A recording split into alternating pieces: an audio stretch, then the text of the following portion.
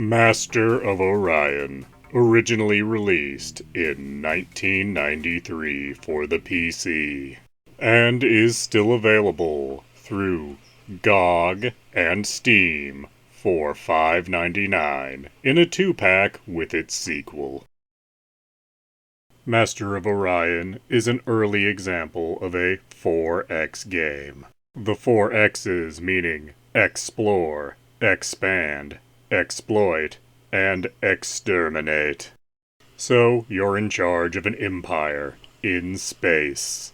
You can play as many different kinds of aliens, or be human, each of which has a bonus towards something. Humans are the best diplomats in the game, for example, while Cylons are the best researchers in the game. Several other races have various military bonuses, or production. So depending on your playstyle, you can likely find something that will suit you.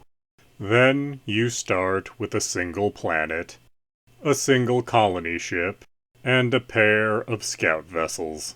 On planets, you don't get to build structures. You instead only decide what percentage of production is going towards various fields. How much is going towards building industry? How much towards keeping the planet clean, researching, building ships, building planet-side defenses.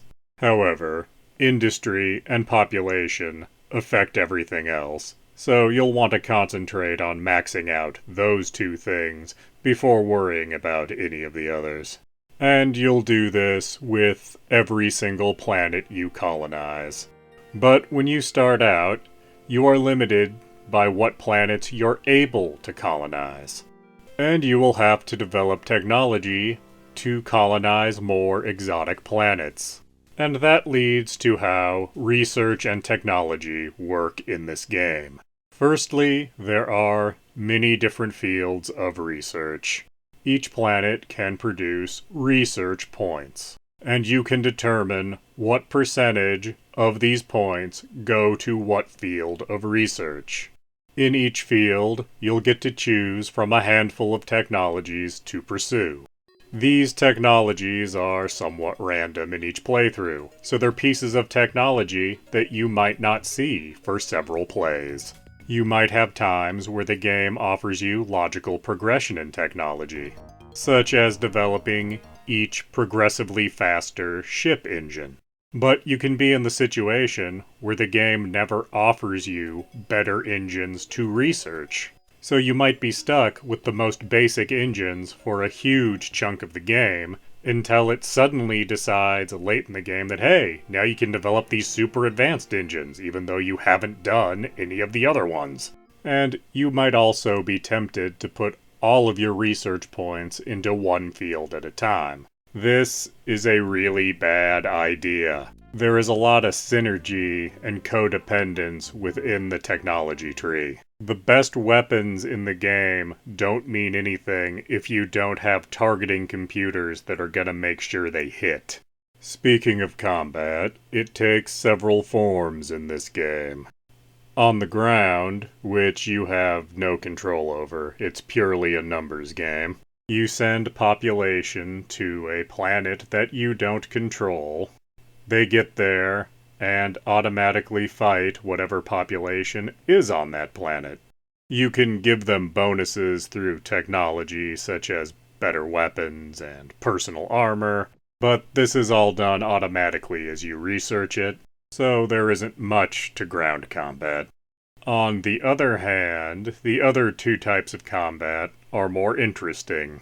Ship versus ship, and ship versus planet. When a planet is involved fighting ships, there are several interesting aspects to this. First, a planet cannot move in combat.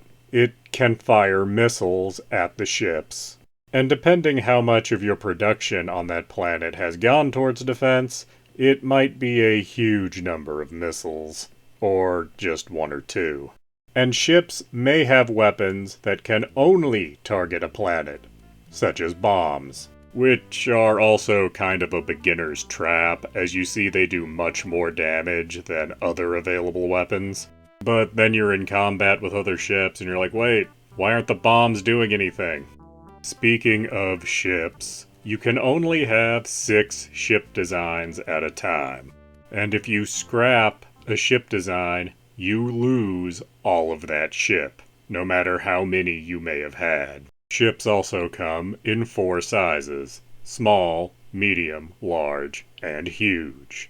Ship combat is another numbers game. You are much better served by having a very large number of small or medium ships than you are by having a small number of large or huge ships.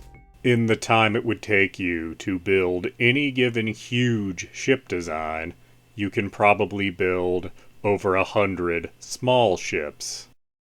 And 100 small ships will nearly always destroy one huge ship, if not many huge ships. You can actually win this game in 2 ways. Exterminate or conquer all of the other species at play, or you can win votes in the Space Grand Council or whatever, and be elected ruler of the known universe. Which is quite honestly usually the faster option, but also rather hard to pull off. So, is this game still worth playing today?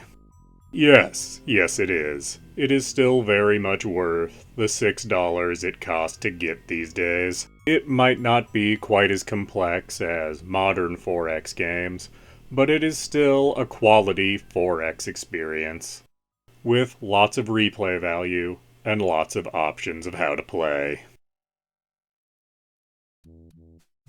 Please do like, comment, subscribe, and tell your friends.